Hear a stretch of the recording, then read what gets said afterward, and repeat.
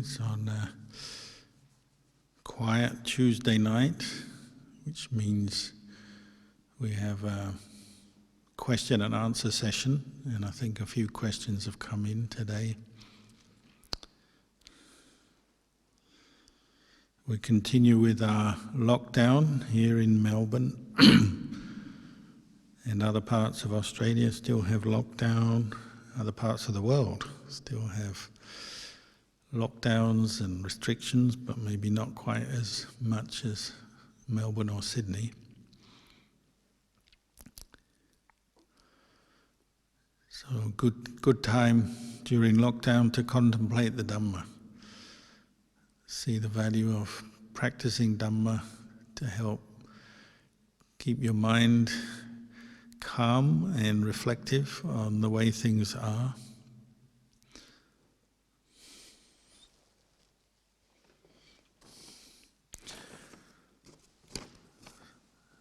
So tonight, first question, when I notice bad thinking, I felt fire in my chest or belly. I observed the feeling of body, it arose and disappeared. After a few hours, those bad thoughts came back. How to abandon those bad ideas and make good karma?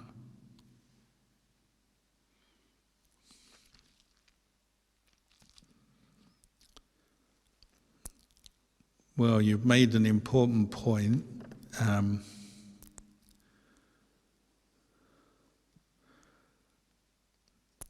The Buddha said unwholesome mental states, so rooted either in greed, anger or delusion, always are accompanied by unpleasant feeling. So perhaps the more intense the volition, the more intense you are attached to the mental state,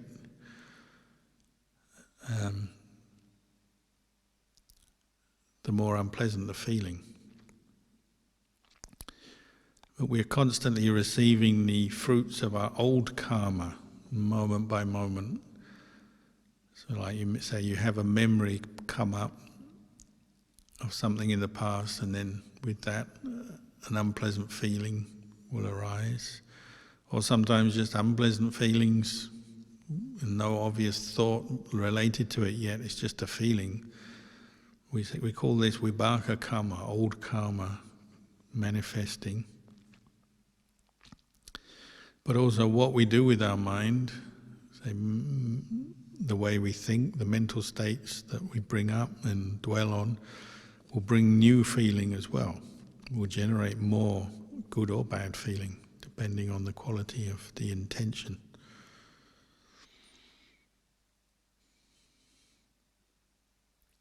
So you'll notice if you practice mindfulness more often, sometimes you might notice that unpleasant feeling arises before you start to think about it or react to it.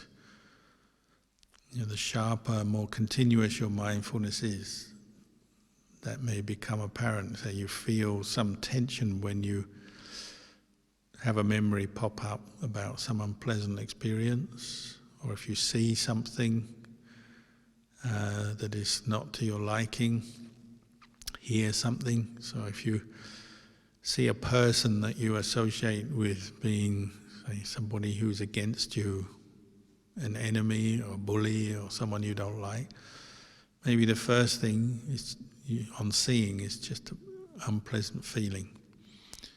Or if you have a memory of some past experience that involves suffering, that memory pops up, some image in your mind, something that triggers the memory, and then the feeling comes.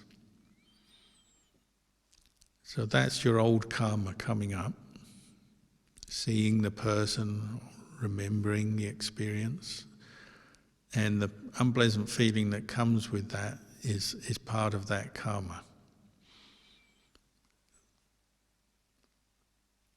What happens next is your fresh karma. So if you're able to establish mindfulness at that moment, you've got some unpleasant feeling, a tension, or just very subtle unpleasant feeling, or sometimes very clear, like you say, burning unpleasant feeling. When that arises, your aim is to establish mindfulness as quickly as you can and just know it.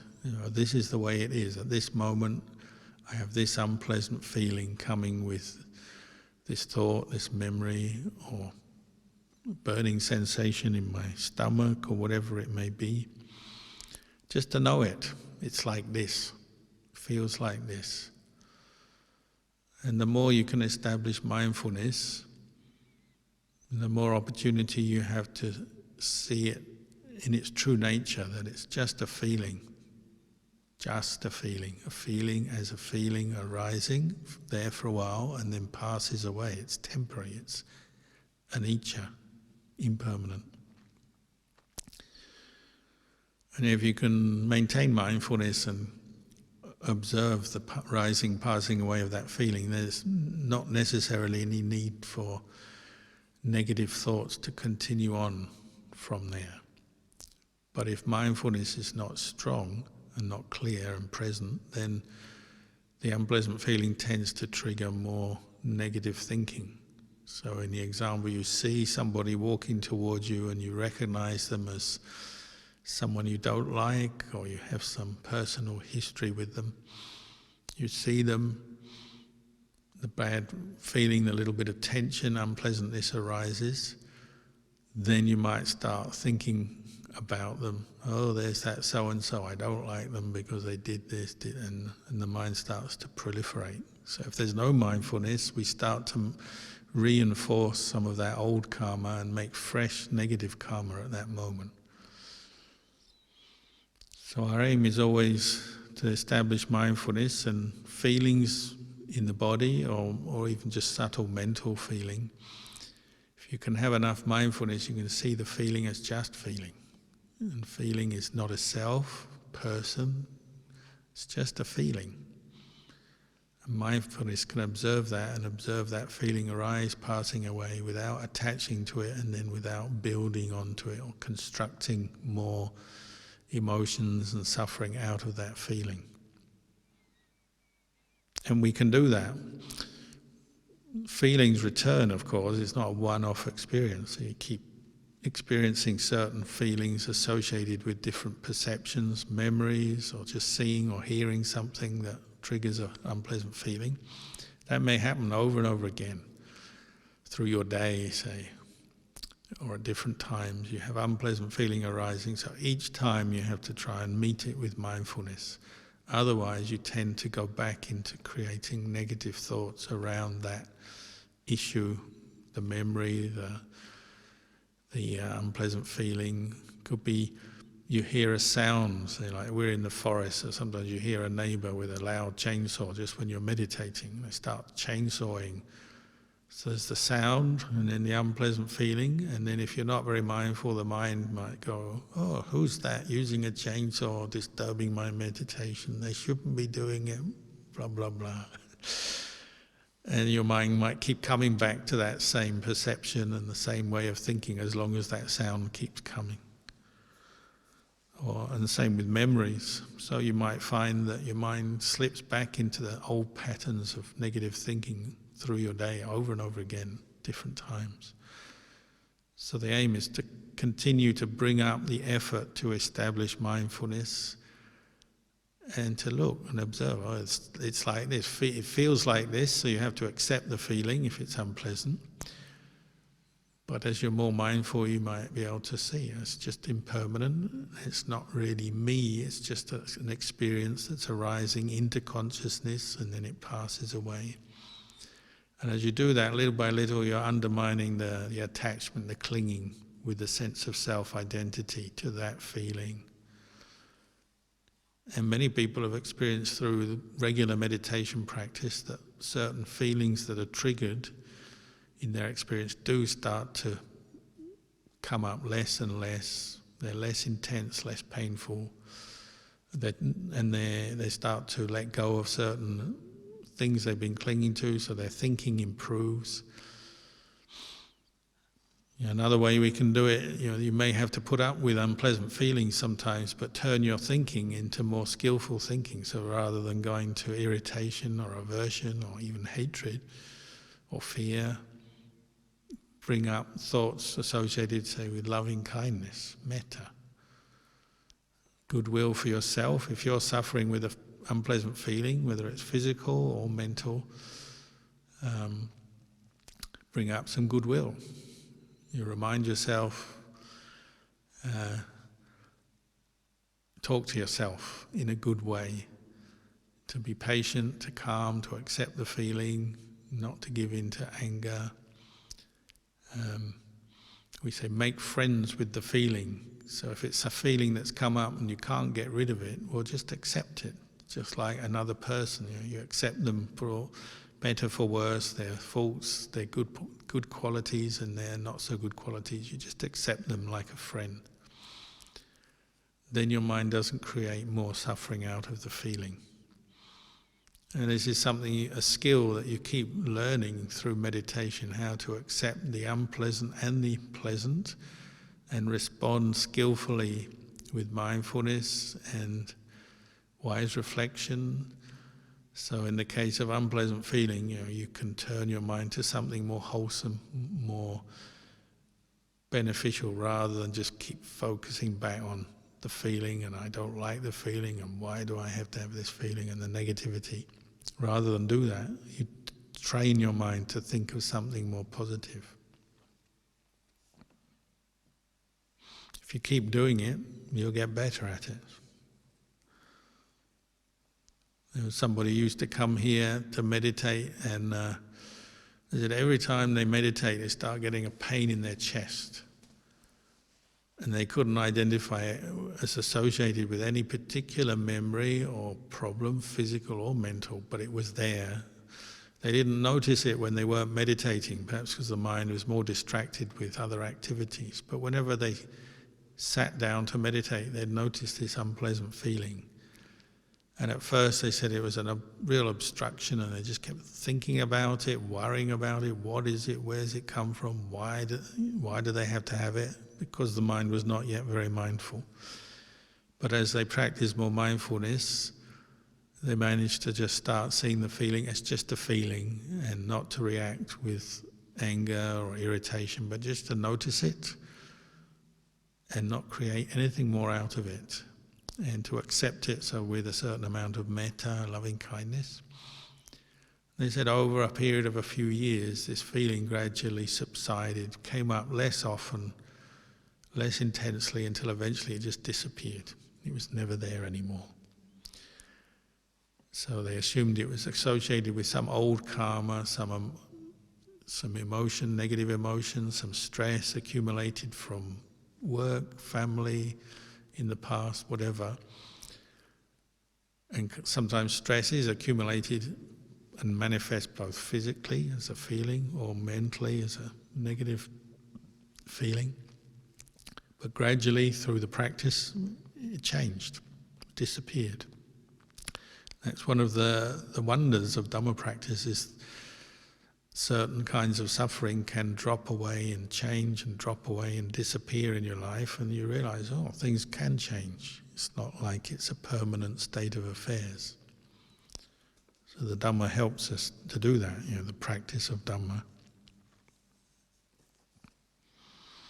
Another question, can you give an example of neither pleasant nor painful spiritual feeling?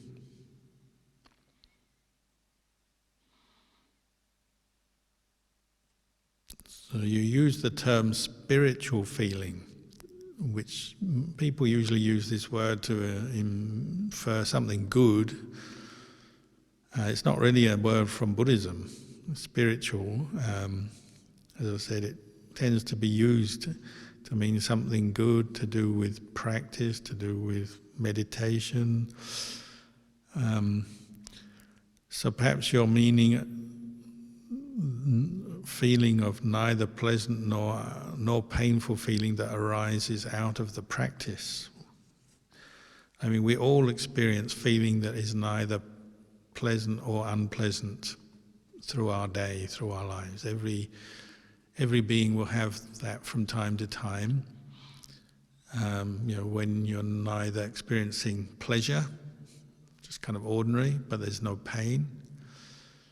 So it could be a situation where you're just sitting very calmly, and the air temperature is just right, and there's no pain in your body from your posture, and you're not thinking of anything in particular that brings up pleasure or pain. You may be experiencing quite neutral feeling for a while. We all have that. Or we may have times when we feel numb. If you think about it, there will be certain sense contact that neither produces painful or pleasant feeling, but just neutral feeling. That's normal for living, breathing beings. We have that from time to time. And the Buddha said, if we're not mindful of feeling that is neither pleasant nor unpleasant, we tend to become dull. It numbs us mentally as well. It can put you to sleep, you're just not stimulated, or just makes your mind sort of go dull.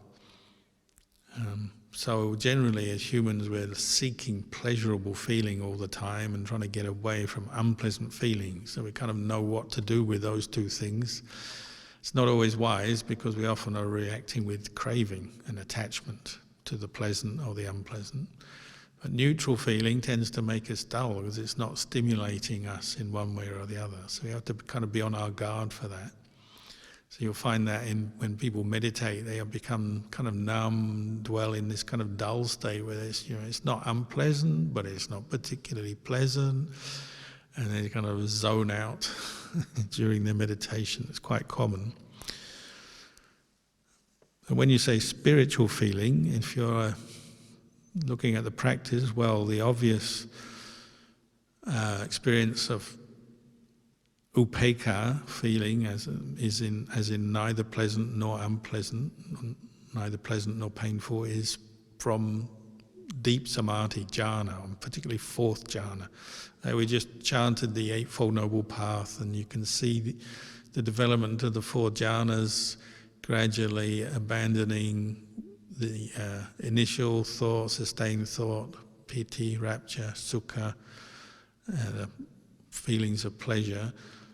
What's left with one-pointedness in fourth jhana is just pure equanimity. So perhaps you're referring to that when you say spiritual feeling that's neither pleasant nor painful. And in that state, the mind is like in the state of complete coolness. So it's not blissful, it's not painful, it's just cool, equanimous. And a very good state to come out of and then contemplate the rest of the world, which seems either pleasant and encouraging attachment to the pleasure and pleasant aspects of experience, or our experience is painful and leading us to react with aversion and pushing it away. If you've come out of a state of pure equanimity, upekkha, then what is not upekkha becomes very clear. It's revealed to you. So the best way to practice vipassana is coming out of fourth jhana. Of course, fourth jhana is not easy to attain. But anyway, in your meditation you may find sometimes you become very equanimous, at least for a period of time, where mindfulness seems very continuous and pure, and you're not experiencing strong pleasure or pain, just equanimity. You may have that, and that's possibly what you're referring to here.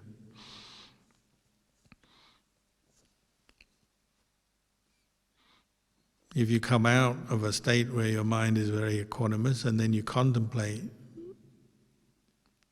your experience to see that your experience as impermanent, as dukkha, suffering, as not self, then the mind can again go to equanimity, where it's just knowing the experiences arising, passing away. So it's sort of base level at that point is equanimity. So you're looking at or observing the body, feelings, the mind, mental states, arising, passing away, but completely equanimous towards them. It's just like equanimity in the 7 enlightenment factors, backed by mindfulness, investigation of Dhamma, tranquility of body and mind. The final factor of enlightenment is equanimity, where you're just equanimous to all sankharas, mental formations, things arising, passing away. So that includes pleasure and pain and everything else, thoughts and memories. In order to let go of things, you really have to bring your mind to a place of cool equanimity, so you see the way things are without getting caught up into them. So there's detachment, dispassion, disenchantment. You're not fascinated by things, just knowing them and letting them go.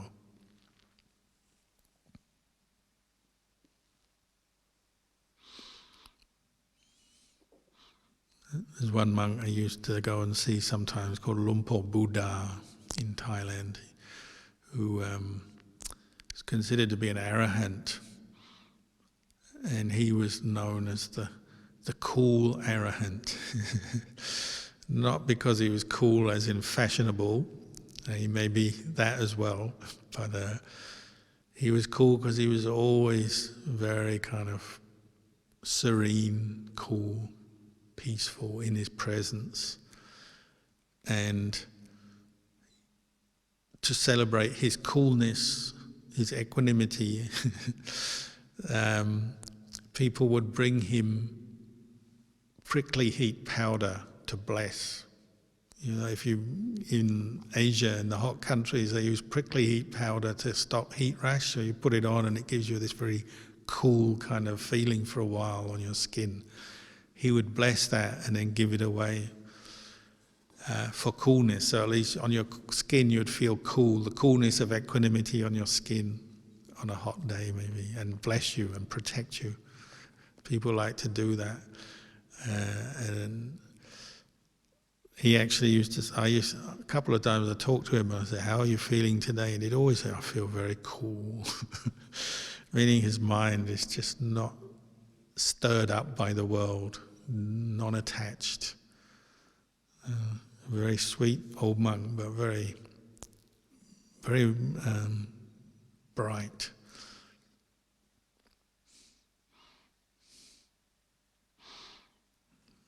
Lumpur, I have a question in regard to the methods to abandon craving and attachment in the mind. Well, everything that the Buddha taught is moving in that direction. The Buddha said every teaching he gave has the taste of liberation, just like every mouthful of seawater you swallow if you ever go swimming, it always tastes salty. The teachings of the Buddha always have the taste of liberation. And what are you being liberated from? Well, your enslavement to craving and attachment. Where does craving and attachment come from? Ignorance, not knowing the truth. So we crave things, not realizing that's cause for suffering. We attach, we cling. The word attachment we translate from the word upadana, which means both to cling tightly to things. The mind clings, mentally clings with a sense of self. This is me, this is mine. But it also means fuel. So craving and attachment are the fuel that leads to suffering. So every time you're not aware, you're not mindful, your mind follows its habit of past craving and attachment. It keeps following it, so it's like keeps putting more fuel on the fire, so the fire gets bigger. So if you follow craving unmindfully, unwisely, you're going to experience more suffering. Because craving causes attachment, becoming, birth, ultimately more suffering. So if you want to abandon craving and attachment, you need the qualities that will see craving arising and then abandon it before it even feeds more fuel, before it puts more fuel on the fire, feeds more craving, more attachment and more suffering. You want to abandon it as quickly as possible. So you need a sharpness of mind. You need the sharpness of mindfulness. You need effort, because that requires effort to do that. To be mindful from moment to moment requires effort. And then you need to know that craving is the cause of attachment, cause of suffering, and it should be abandoned. So you need wisdom. Wisdom of the understanding and knowing the Four Noble Truths. Saying this is craving, this leads to suffering, this should be abandoned. And that takes a lot of practice. The words we can learn, but to know craving in your experience is a whole different ball game, isn't it? So Ajahn Chah used to say, you can read anger is a form of craving. It's what we call vipawadanha, craving not to become. I don't want this, I don't like this. So anger is a form of craving. You can read about it and understand it on the page of a book or on the screen of your computer. But as a feeling and as a thought and as an emotion, that's another thing. You have to practice mindfulness and know yourself. And that's something you have to have in the present moment. Right? A word, anger, you can read and remember, and you might think, I understand anger and what it is and where it comes from. But that's just a memory. But as anger arises, you have to be able to unpack it. What is it? It's a feeling, thoughts, leads on to maybe some kind of karma, speech, action sometimes, or at least just mental karma of thinking with anger, with ill will in one way or another. You have to be mindful enough to look and see that happening and interrupt the process with mindfulness and say, no, this is suffering. Give this up, abandon it. What happens, as you practice, often you have reasons why you're angry. I should be angry because this has happened. Whatever has gone wrong, whatever painful experience has happened, it's happened, so I should be angry. So instead of thinking, this is suffering, how do I abandon this craving? We may feed it more by justifying it, adding to it, keep dwelling on it, holding on in one way or another. So the practice is about developing the qualities of mindfulness and wisdom to see in the present moment, this is craving, this is to be abandoned. And if you really see clearly, you'll abandon it. The reason we don't abandon it yet is because we don't fully see that we are causing ourselves suffering. In one way or another, we're deluding ourselves, clinging, we're not clear in what's going on. So it's like fire, isn't it? You touch fire, you get hurt, you get burnt. Once you know that, then next time you're about to touch fire, you say, no, I don't want to touch this, I'll get burnt, it will hurt me. Once you've seen that clinging to the craving of ill will, vipawadanha, once you've seen that that's the cause of suffering, as it's arising in your mind, instead of holding on to it and feeding it into the fire, it goes, no, I'm not going to do this, I'm going to drop this. Maybe just literally stop thinking those thoughts.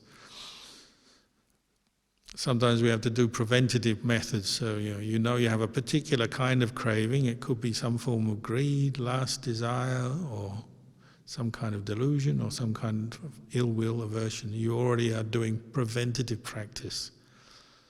Like getting your vaccine for COVID, preventative medicine, preventative practice. Maybe you have a habit, a tendency to get irritated in your day with things. So you practice loving kindness as a theme, bring up mindfulness of goodwill, practice it, develop it,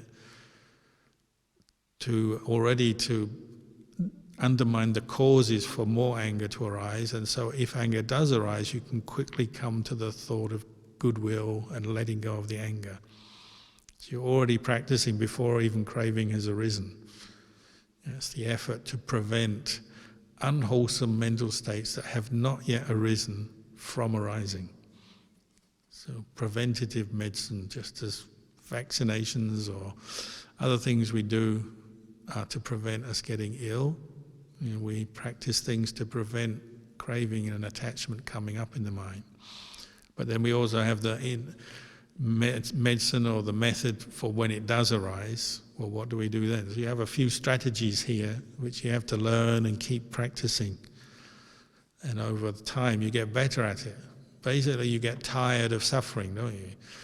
If you know suffering is suffering, it's painful, unpleasant, you get tired of getting burnt.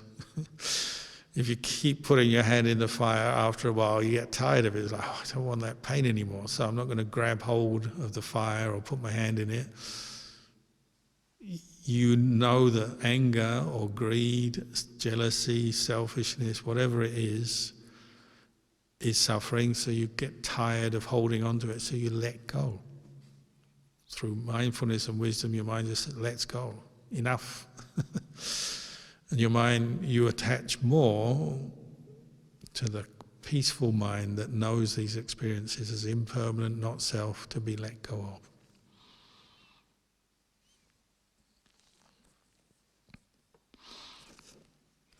Another question. Dear Lumpur, yesterday we chanted the Jayamangala Gatha, the 8 verses of wholesome victories. I would appreciate it if you could kindly explain this chant and its significance. Oh, that's a big question, big answer. It's the one that we tend to do at the end when we chant the parittas. Parittas are verses of protection. They're auspicious chants coming from suttas or teachings of the Buddha or reflections around the Buddha. So they're significant because they tend to be words that are powerful. Often they're words that have come from the Buddha's mouth or are referring to the Buddha, the power of the Buddha, the goodness of the Buddha, events in the Buddha's life, like this one. The 8 victories is referring to the 8 particular events from the Buddha's life that are significant and have a certain power to them because they were examples of the Buddha's victory over his own kilesas, and then in teaching others and converting others, and teaching them to give up their own attachments and bad behavior, wrong views. So in spreading the Dhamma, it's the victory of his own personal victory, and then the victory of helping others, teaching others, spreading Buddhism. These are considered victories. So the first one was the victory of the Buddha himself over Mara. We say over Mara on the night of his enlightenment, where all his 10 paramis, spiritual perfections. You're going to have to look up some of this, Google it or read it in the books. I'll give you a synopsis, but the Buddha sitting under the Bodhi tree, all his 10 paramis were perfected.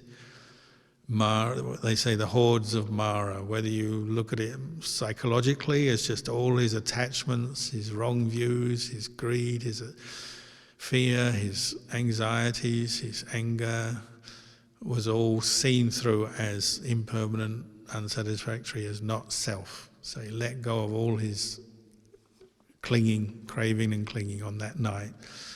So that's the psychological sort of event, but then there's the personified version where your Mara comes with his hordes, his army, and you've got Mara riding on his elephant, with all his weapons and thousands of weapons and all his entourage coming, and they're all trying to attack the Buddha, and the Buddha just sits there, unmoved, unafraid, mindful, serene, and all their arrows drop at his feet as flowers. And whatever the Mara threw at him didn't work, didn't delude him, didn't make him afraid, didn't bring up attachment. The Buddha saw through it all. So his victory over Mara is the greatest victory.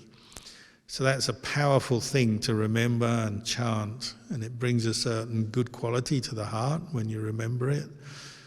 And just the words themselves, the power of the Buddha's victory over Mara is like a protective force field, a Dhamma force field.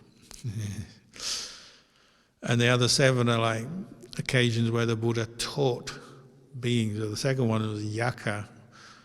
What's his name? Alawaka. Was it Alawaka, the Yaka? Alawaka the yaka. Yakas are like large ogre-like beings that tend to be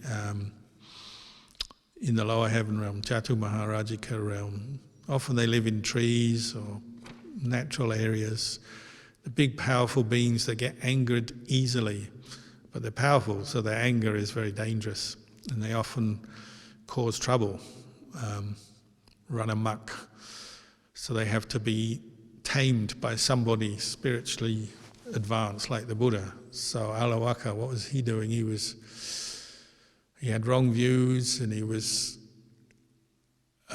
terrorizing a village, if I remember. And the Buddha had to go and teach him, tame him, and he managed to do that. The Buddha's patience, I think, was the quality he used most, because Alawaka tried to keep getting at him. He had the equivalent of a heavenly nuclear bomb that he wanted to throw at the Buddha. It's like this terrible weapon he's going to throw at the Buddha that's just going to blow the Buddha apart and destroy the world system in the process. Very destructive kind of guy. He's so angry with the Buddha. What did the Buddha do? The Buddha, in his confidence in his own enlightenment and peace, he went to Alawaka's dwelling place and sat in the middle of his dwelling place on his throne, because he was a yaka. They have a bit of power and prestige. He had a throne because Alawaka was at a meeting of yakas. There was a yaka meeting, so he was out of the house. So the Buddha just sat there, and the Buddha and the Alawaka's attendant came and said, you're in Alawaka's seat. If he comes back and sees you, you're in big trouble. He'll destroy you and blow the world up and rip you apart in every possible way you can think of. He'll be disaster. And the Buddha said, no, it's okay. It's okay. I'm peaceful and there's no problem here. So the Buddha was very confident. So his assistant went off and told him at the meeting.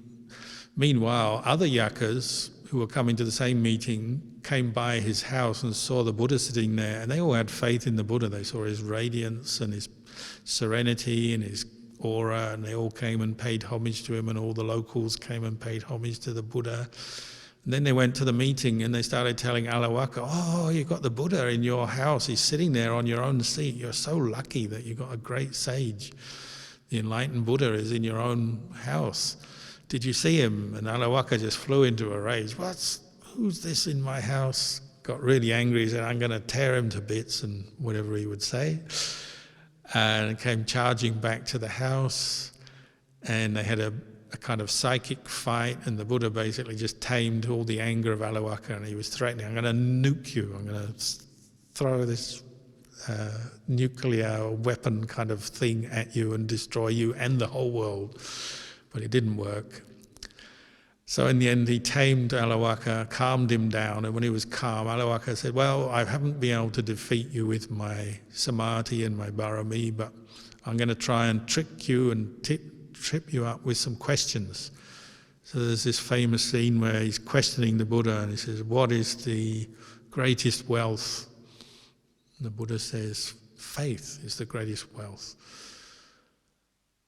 Can't remember what the other questions are at the moment. Anyway, he asked him a whole series of questions, and the Buddha answered them very well.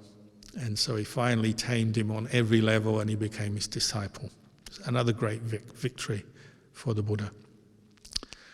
And there's another one. There's Devadatta, jealous, angry of the Buddha, always finding ways to get at the Buddha. So one of his plans was to get Nalagiri, the elephant, drunk, send him charging to the Buddha to crush the Buddha. And Venerable Ananda stepped in front of the Buddha, said, I'm going to sacrifice myself and let the elephant squash me instead of you. And the Buddha said, no, Ananda, just step back, it's all right, nobody can harm the Buddha.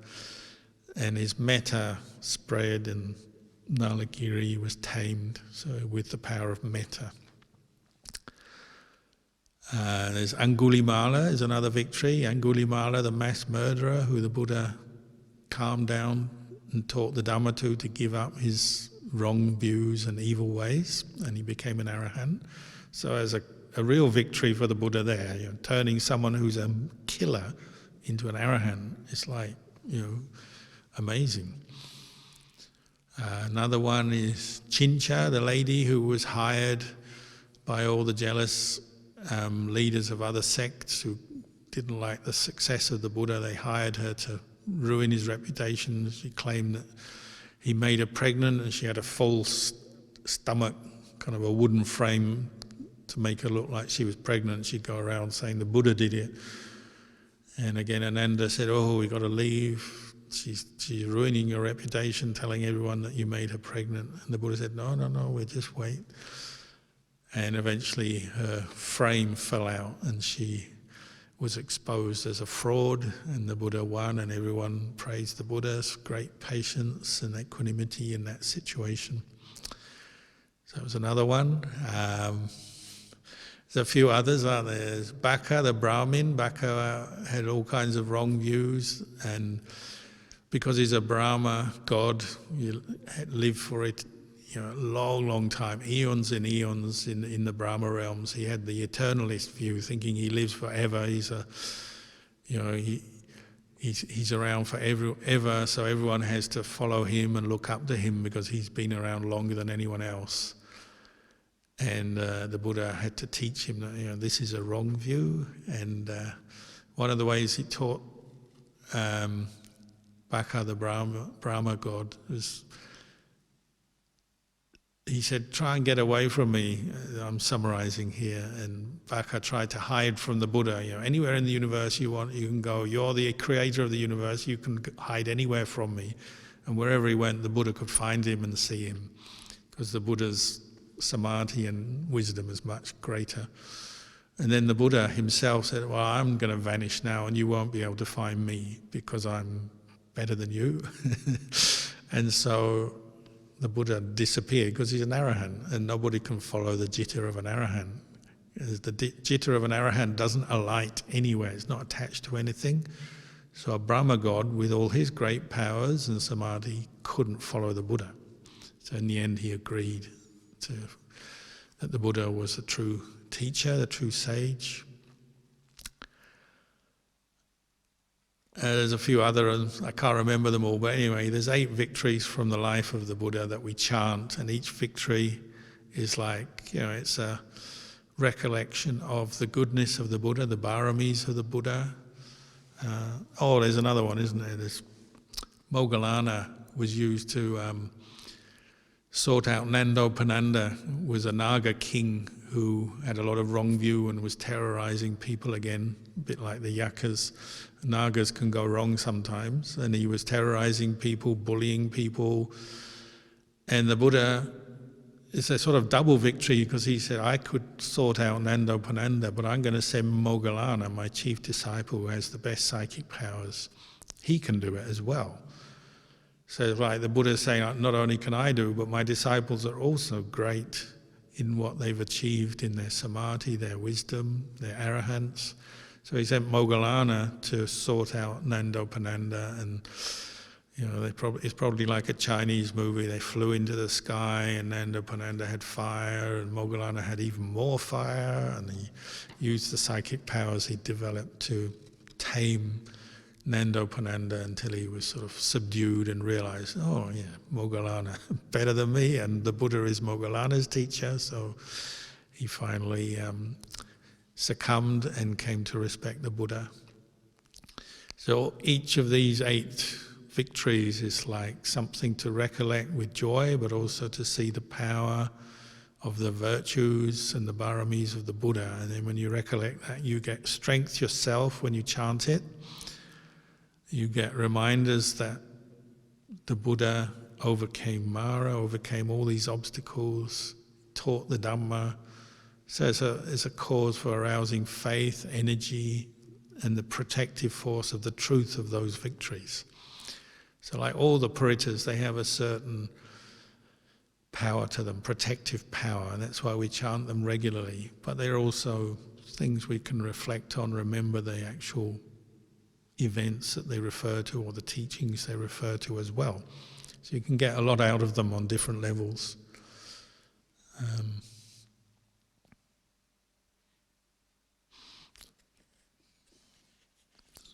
I'm going on a bit here.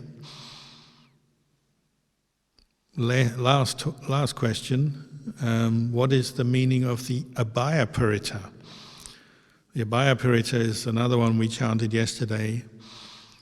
The reason we chanted it yesterday is because it's sometimes known, colloquially, we say it's the Monday Paritta. It's a Paritta we chant on Mondays.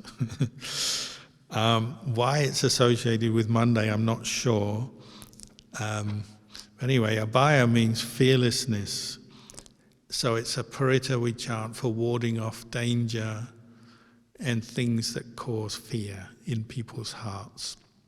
The actual original story comes from King Pasenadi, who had faith in the Buddha but was not yet an Arya Pugala, different from King Bimbisara. King Pasenadi had a lot of nightmares. For a period of time he was having nightmares where he just saw lots of visions of destruction, the world coming to destruction, death, destruction, disaster, floods, all kinds of things, and which shocked him. And he was a traditionalist, so he thought, well, I'd better do more sacrifices to the gods, because it looks like there's a lot of bad things going to happen. He was very shaken by his own nightmares, so he had prepared a big ceremony. And in those days, the way you made sacrifices to the gods was to kill, sacrifice goats and chickens and other animals to keep the gods happy so that they protect you, so that these disasters don't happen.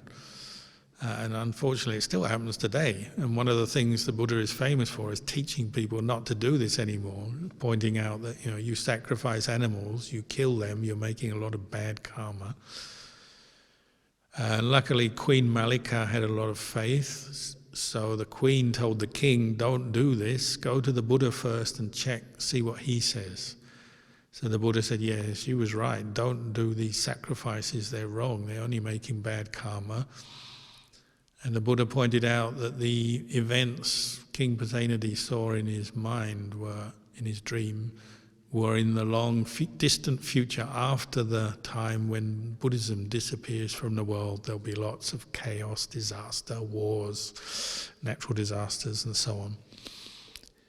So he said, you don't have to worry, it's not about to happen, you're just seeing way into the future.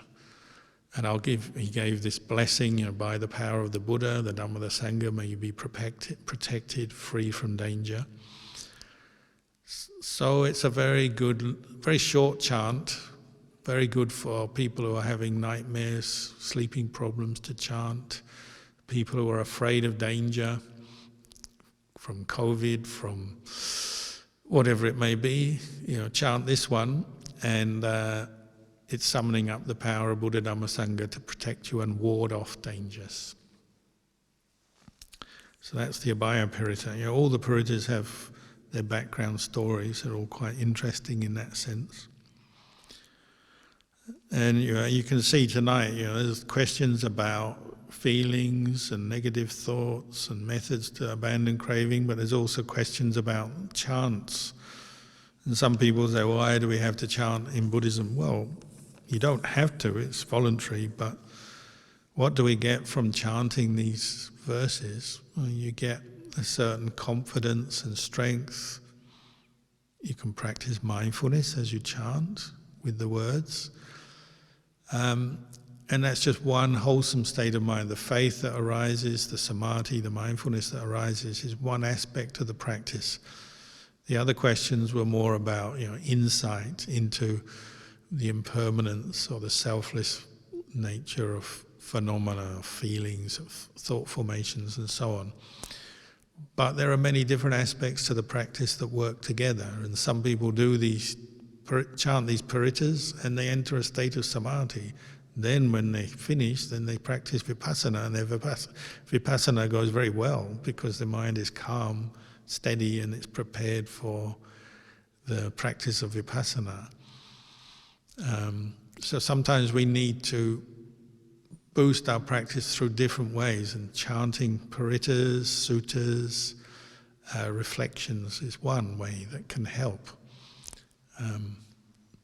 So I'd encourage you, particularly if you learn a chant off by heart, so you don't have to read it, you can chant it from memory, then you can really use it as a meditation object to bring up wholesome dhammas, feelings of joy, faith, peace, serenity, and that can lead on to the development of insight afterwards.